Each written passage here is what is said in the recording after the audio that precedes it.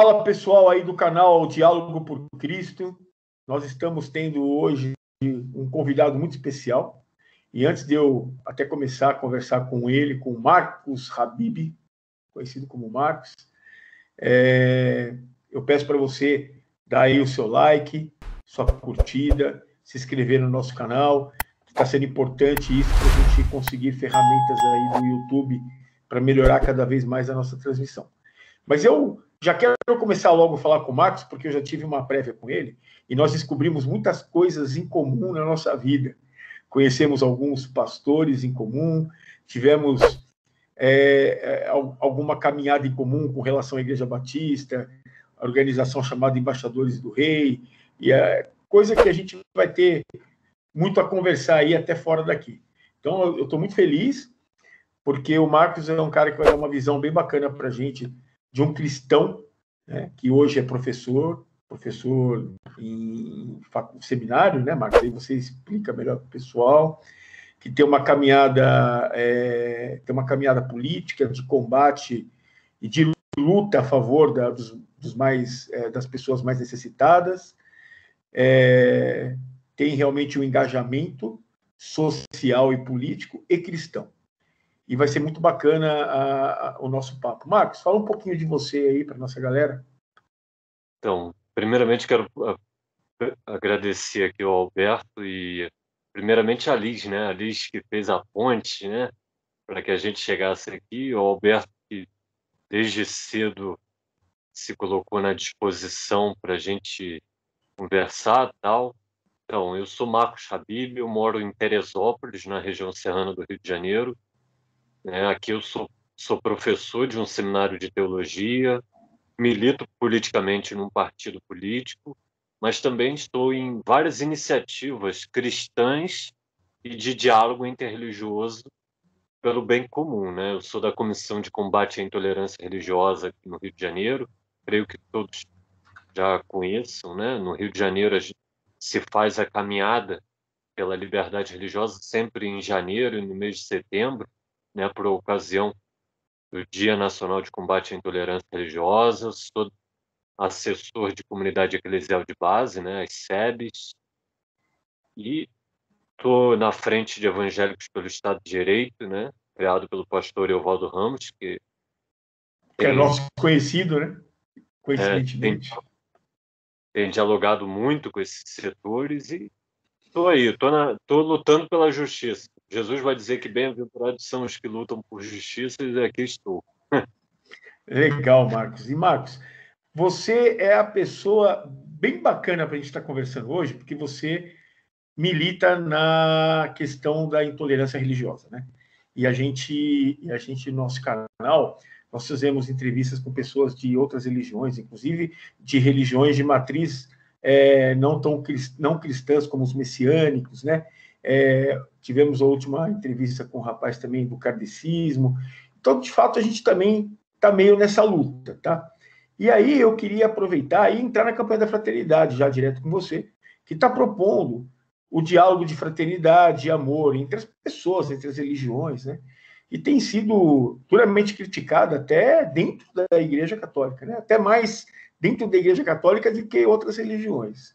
Aí eu gostaria que, como você já milita dentro dessa questão da intolerância religiosa, contra a intolerância religiosa, né? Vamos dizer assim, você deve ter acompanhado essa questão da campanha da fraternidade.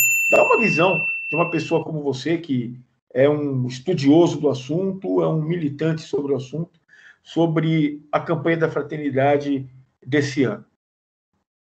Bem, eu acompanhei sim, né? Eu tenho até uma amiga aí em São Paulo, que é a Luísa, que trabalha na Comissão Brasileira Justiça e Paz.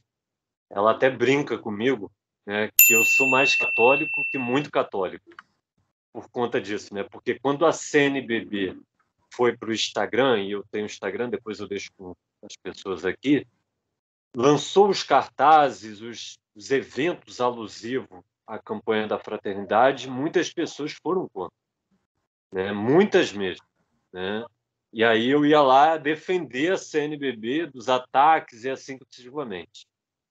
No meu entendimento, né, a gente, para quem conhece as campanhas da fraternidade, essa é a quinta campanha da Fraternidade que é ecumênica. A primeira foi lá no ano 2000, né, numa iniciativa louvável. Na época era Dom Jaime, que era o secretário-geral da CNBB, e o Ervino, da Igreja Luterana, também, que era o secretário-geral do CONIC, né?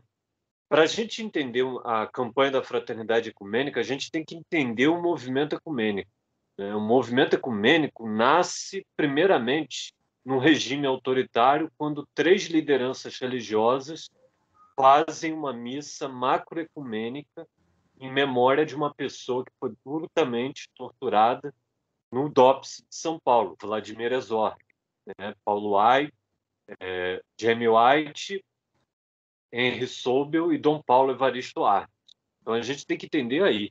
Ali vai nascer o miolo do que a gente tem visto hoje do movimento ecumênico, depois vai nascer no coração de Dom Paulo distribuir aquelas materiais, né, da SESI, né, da Coordenadoria Ecumênica de Serviço, que era a Declaração de Direitos Humanos, com textos bíblicos fundamentando. Então, a campanha da Fraternidade tem esse viés.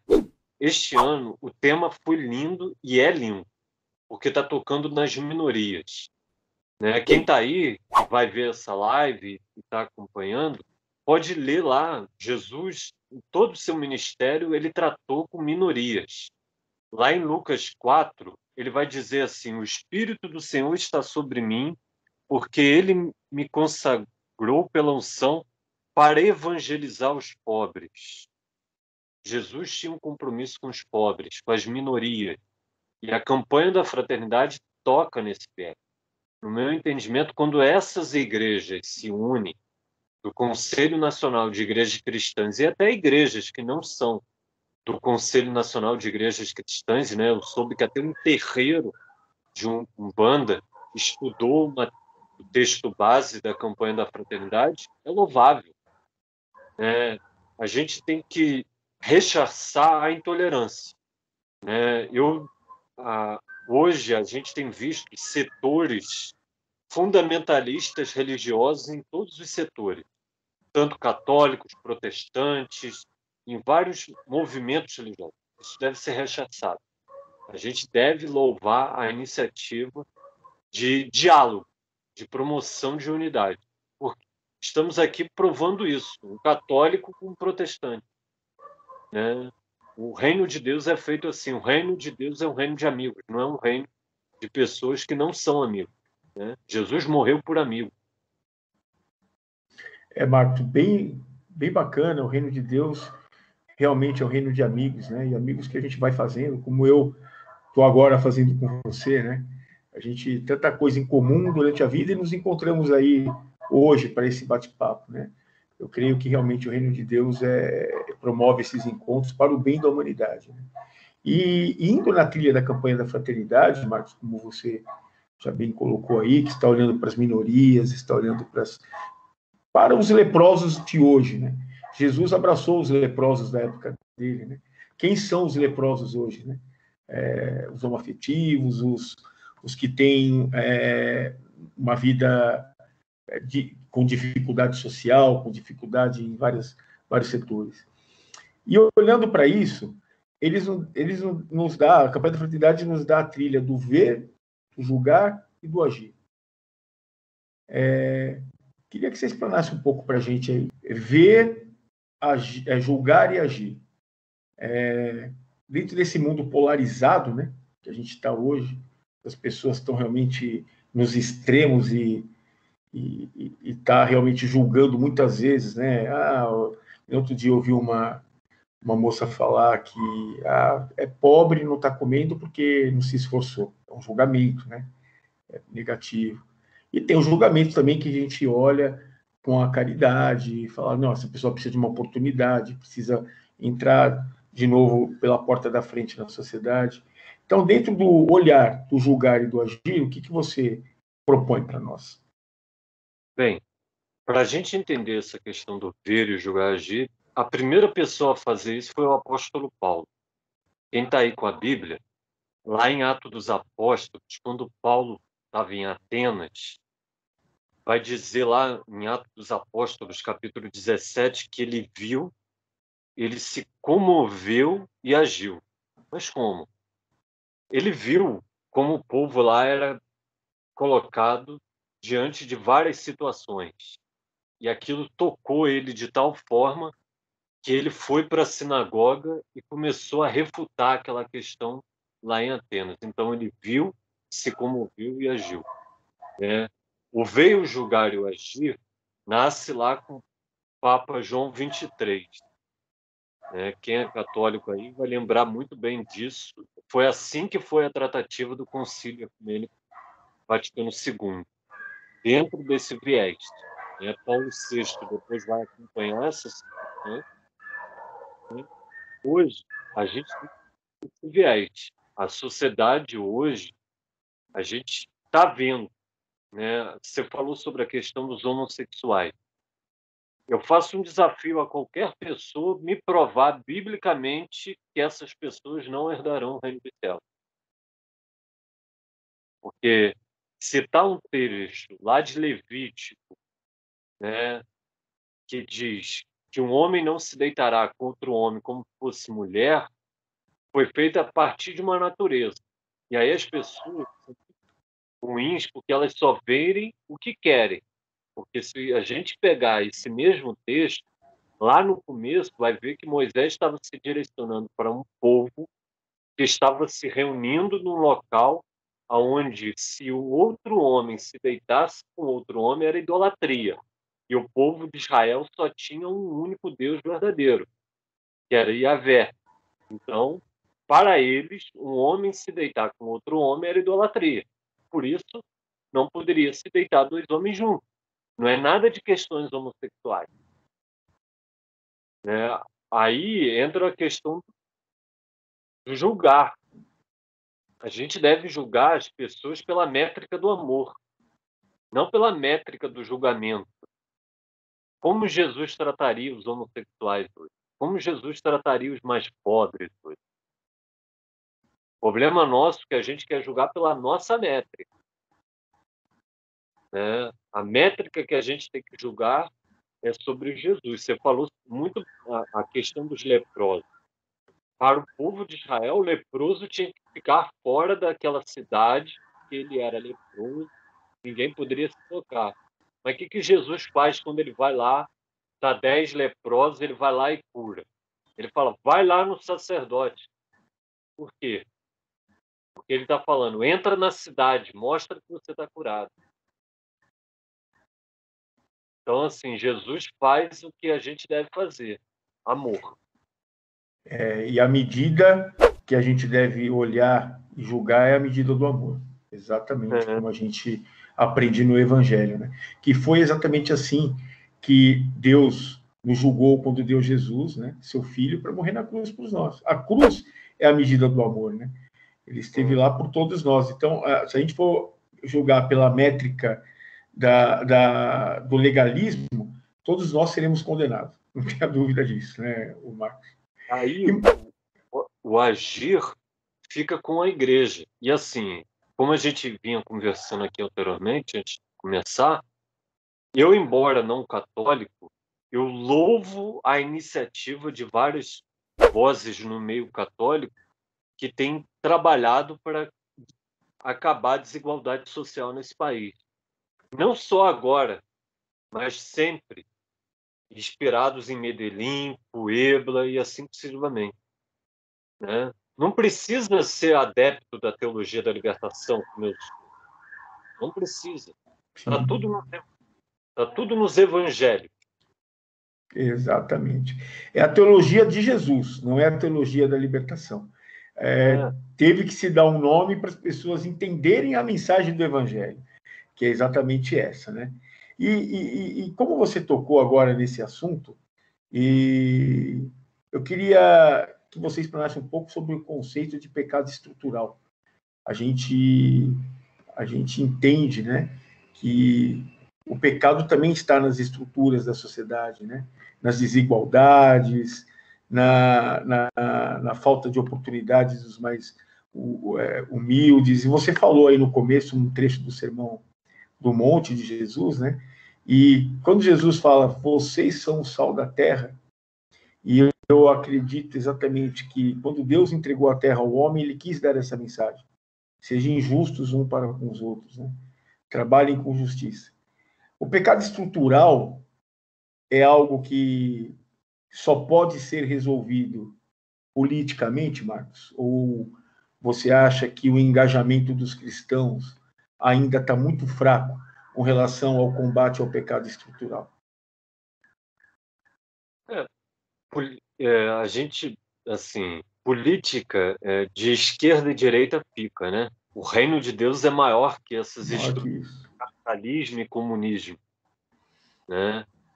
A gente aqui na Terra que fica assim, brincando, polarizando para um lado, polarizando para o outro, né? O reino de Deus tem que ser maior, né? Quando a gente faz algo pelo nosso semelhante, seja qual ele for, é sinalizado o reino, né? Eu creio, e isso tem que ser ampliado cada vez mais, como o diálogo aqui e várias outras, as pastorais, né, os coletivos, quando é no meio cristão protestante, para minorar isso. Nós podemos fazer isso. É papel do cristão. O cristão não pode, a gente ainda não está no reino dos céus. A gente não pode se concentrar a nossa liturgia somente dentro do sagrado de um templo religioso, né? É impossível ser cristão e não amar, né? E aqui uma coisa que eu deixo bem claro por muitos as pessoas podem pensar, se eu falar de Jesus, eu estou minorando a questão das pessoas? Lamento, não está. Você não precisa ir para um conselho municipal de saúde e falar de Jesus lá. Ah, que Jesus cura, que Jesus. Não. Você pode ir para um conselho municipal de saúde e lutar para que todos tenham saúde. Não precisa falar em Jesus. Você pode ir para um fórum aí em São Paulo, tem a Rede Nossa São Paulo, né? Você pode ir para lá defender que uma cidade seja justa para todo mundo, né? Você pode ir para vários fóruns sem se dizer cristão e lutar para que acabe o pecado estrutural, né? Exatamente. A gente tem aí em São Paulo o padre Júlio Lancelotti. Se Sim. o padre Júlio Lancelotti não fosse padre, só fosse o Júlio Lancelotti, ele continuaria fazendo a mesma coisa, entendeu? Eu não preciso, entendeu? Então, assim, as pessoas têm que entender que o pecado estrutural é pecado mesmo. E aí vai o racismo, a homofobia, o machismo, né? Tudo isso a gente pode combater. Talvez quem nos ouça aqui são mulheres cristãs, que é um mau exemplo de se encarnar e ir para um conselho dos direitos da mulher, brigar para que todas as mulheres possam ter um parto humanizado, ter direito a um absorvente, porque estamos no Brasil. Tem mulheres ainda nesse país que não têm dinheiro para comprar um simples absorvente. Entendeu? Isso é uma pauta. A gente pode brigar por isso. Entendeu? A gente vai estar minorando a questão toda. A igreja pode ajudar nessa questão. A igreja não pode ser legalista, moralista. A igreja tem que ser acolhedora. Não adianta a gente ficar só rezando, rezando, rezando, rezando. Não. O reino de Deus é muito maior do que isso. Entende? Quando eu olho para Atos dos Apóstolos, a gente vai ver lá, né? Os apóstolos faziam, aconteciam, tudo era em comum. E o texto vai dizer bem claro: eles caíam na graça do povo. Qual povo? O povo de Jerusalém. Porque o povo de Jerusalém olhava para eles e falava assim: pô, eles não passam necessidade, eles não têm dificuldade. Por quê? Porque o sistema deles era correto. Era o sistema do reino de Deus. Não havia comunismo ali. Não havia É, capitalismo ali. E aí, a sinalização do reino de Deus, né? Da é, multidão dos que criam, era só um coração, né, Marcos? então, assim, eu lamento, e assim, por mais que eu seja socialista, eu não gosto de colocar Jesus como socialista. Jesus não era socialista. Jesus era Deus encarnado. E a Bíblia vai dizer que o Verbo se tornou carne. A gente tem que parar de fazer a dicotomia entre o espírito e a carne e se tornar carne. E quando eu digo se tornar carne, é tomar dores dos outros. Então, Exatamente. então, assim, um problema hoje é que a gente não toma dor do próximo. Quando uma travesti leva um tapa no rosto, é eu que estou levando um tapa no rosto. O que eu estou fazendo para ajudar ela a não levar aquele tapa no rosto? As pessoas às vezes falam, desculpa o termo, são um bando de puta no meio da rua, não está fazendo nada, está dando corpo. Mas o que eu estou fazendo para ajudar elas? Eu tenho um comércio, estou empregando elas? Eu tenho um mercado, estou empregando elas? Elas têm que se dar o desfrute de ir para uma meia dúzia, se dar o corpo. Aqui em Teresópolis eu vi travestis passando fome nessa pandemia. E o que a igreja fez? Nada. Então, assim, quando um pobre passa necessidade, a igreja passa necessidade, porque Jesus falou, quando viste um pobre e tal. Isso é Bíblia, gente. Vamos parar de brincar de reino de Deus, pensando que o reino de Deus é só no céu. O reino de Deus começou aqui e agora, não foi assim que Jesus disse? É legal, Marcos. Marcos, eu acho que, assim, isso que você disse está perfeito com aquilo que nós estamos tentando entender da campanha da fraternidade. Eu acho que exatamente a raiz é essa.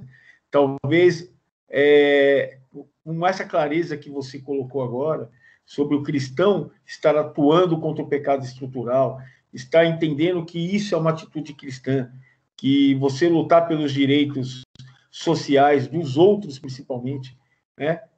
Você está sinalizando o reino de Deus. Fantástica a sua explanação. Eu achei assim que deu uma ilustração daquilo que está se propondo a campanha da fraternidade com muita clareza e sendo muito direto. Isso foi muito bacana. E aí eu queria aproveitar, né, tomando seu tempo aí, e agradecendo de novo. Eu queria que você depois falasse aí o seu Instagram. A gente vai colocar aqui na nossa edição o seu Instagram para as pessoas poderem se comunicar com você, porque realmente você tem uma bagagem com relação a toda essa questão muito grande. A gente poderia ficar aqui 2 dias falando, mas eu gostaria que você desse uma mensagem final para a gente, falasse do seu Instagram, falasse se você tem alguma atividade dentro dessa sua luta contra a intolerância religiosa. Fique à vontade aí de mandar uma mensagem para a nossa galera. Então, eu quero, primeiramente, de novo, agradecer, né, pela oportunidade. E, assim, não me entendam mal, mas quando eu digo que o cristão tem que fazer, ele tem que fazer para ontem, para anteontem, né? O reino de Deus já começou há 2000 e poucos anos atrás. Hoje a gente está falando sobre essas coisas, a campanha da Fraternidade Ecumênica colocou essa situação, mas isso é papel da igreja desde ontem. Hoje eu vi uma pessoa mandou para o Instagram, do WhatsApp do meu pai, falando sobre a declaração do presidente em exercício, que a igreja foi contra, foi a favor do movimento de 64, né? Eu estava vendo agora, antes da gente começar, o atual ministro da Defesa, recém-nomeado, falando de movimento de 64, e aí diz que a igreja colaborou. Sim, a igreja colaborou, porque a igreja não é comunista nem capitalista, né? Então, quando ela viu que estava tendo aquela possível ameaça, sim, ela se posicionou. Mas não foi a igreja institucional. Foram setores fundamentalistas da igreja que se instrumentalizaram, né? Desculpa o palavreado, foram as rezadeiras de Minas Gerais, de Magalhães Pinto, que foram para frente. Não foi a igreja, a CNBB, Dom Helder, né? Não foi, né? Então, assim, depois, quando a gente vê ali em 68, Dom Paulo visitando Frei Tito, Frei Beto, tal, Frei Fernando, e aí a igreja toma uma direção novamente, a igreja fez o reencontro com a sua história. Porque, assim, é papel da igreja fazer o seu reencontro com a sua história. Hoje, com a campanha da Fraternidade Ecumênica, e tanto para as igrejas do CONIC, do Conselho Nacional de Igrejas Cristãs, tanto para a CNBB, e tanto para quem quiser, pessoas de boa vontade que se reúnem para estudar esse material, é papel de voltar com a sua natureza histórica. Voltar para a igreja de Atos. Porque a igreja sempre pecou. Não vou aqui passar panos quentes nem para protestante, nem para católico. Tanto católico, tanto protestante mataram. Tanto católico e protestante foram intolerantes com minorias. A gente está aí, a história da Europa está aí para dizer. A América Latina foi saqueada. Se não fosse Padre Antônio Vieira e alguns outros, como Bartolomeu de las Casas e outros, isso aqui deveria terra de ser ninguém. Então, assim, a igreja tem que refazer o papel de volta para a igreja de Atos, a igreja do amor. Tinha falhas naquelas igrejas? Tinha. Se você vê, Claro. Paulo não ia para a cara do Pedro, tal, tinha suas rupturas, mas no amor. É interessante que Paulo, quando está morrendo, ele manda chamar Pedro de volta. Manda chamar. Então, a gente tem que fazer esse reencontro com a nossa história. Eu estou aqui disponível para fazer o reencontro da história, né? A gente tem que louvar iniciativas dessas e setores fundamentalistas ser rechaçado. O Centro Dom Bosco, que foi o protagonista dessa campanha difamatória, da campanha da fraternidade, junto com um grupo que, desculpa o termo, parece coisa do submundo, Templário de Maria, né? Fez a assinatura contra a CNBB, aí o Centro Dom Bosco instrumentalizou com vídeos e tal, e assim, foi bem misógino, porque atacou a pastora Romy Bank. Eu sou amigo da pastora Romy Bank, uma mulher de Pessoa Deus. fantástica. Então, assim, esses grupos foram bem misóginos com ela. Jesus nunca foi misógino. Ao contrário, quando os discípulos, os machões, né, os grandões, se sentiram invadidos por causa que Cristo estava sendo crucificado, para onde eles foram? Eles correram, as mulheres que acolheram Jesus. Inclusive, foram as primeiras a ir no túmulo e a ver o túmulo vazio, né? Mas que eles estavam com medo. Os machões estavam todos com medo de ir lá e ser preso, né? Então, assim, a Maria Madalena deveria se chamar Maria Madalena Fofoqueira, porque é ela que foi fofocar lá para os caras que estavam presos no cenáculo para falar, olha, ele ressuscitou. Então, assim, esses setores não podem ser ouvidos, porque eles não representam o genuíno evangelho, o genuíno cristianismo. Né? Se você é cristão e não se indigna pelas pessoas que sofrem intolerância de qualquer parte, sejam os homossexuais, sejam religiosos de matriz africana e qualquer outro, desculpa, você é qualquer coisa, menos cristão. Né? A igreja tem que se indignar. Dom Helder falava muito sobre isso, a indignação santa. Dom Pedro Casadalha, quantas vezes ele foi ameaçado naquela prelazia. Então, assim, não tenham medo.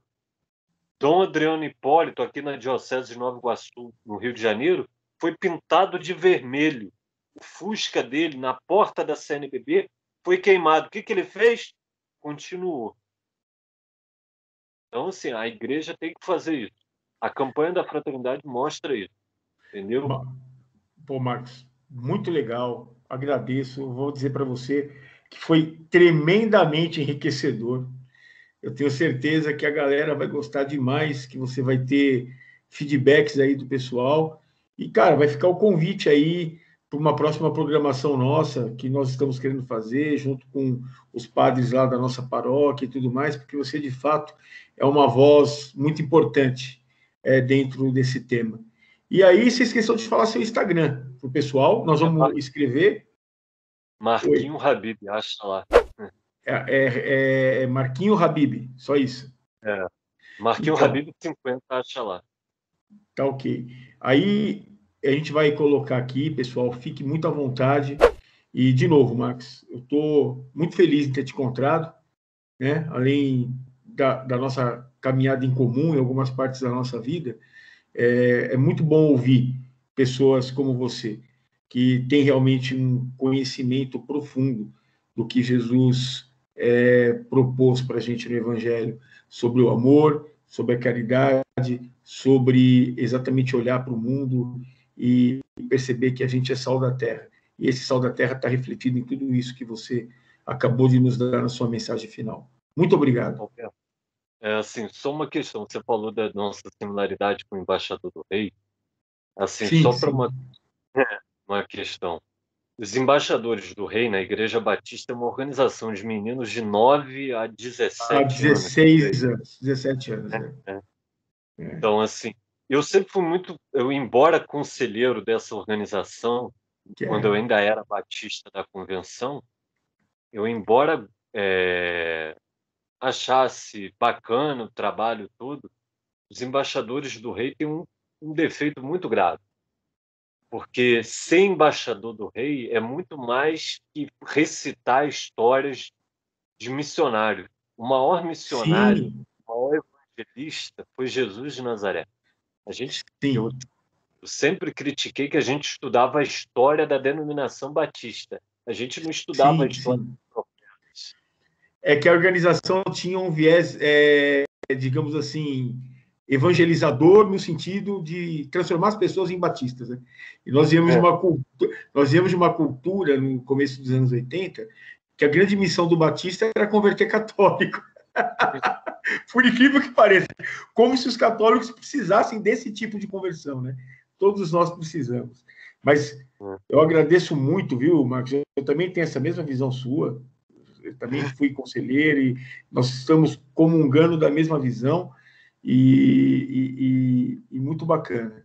E eu vou me despedir de você fazendo exatamente, mas no sentido real, de que Paulo disse lá no Coríntios, que somos embaixadores por Cristo, mas no sentido real da palavra, né? De que nós representemos aqui nessa terra aquilo que Cristo quis falar para o mundo sobre amor, sobre fraternidade. Então, somos embaixadores de Cristo, sim, mas aquele embaixador que Paulo disse lá em 2 Coríntios 5:20, correto? Correto. E obrigado, Paulo. Obrigado mais uma vez. Agradeço, foi muito enriquecedor.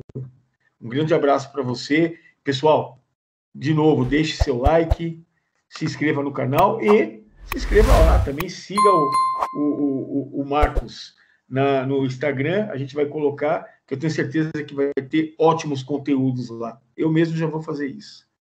Muito obrigado. Valeu. Espera só.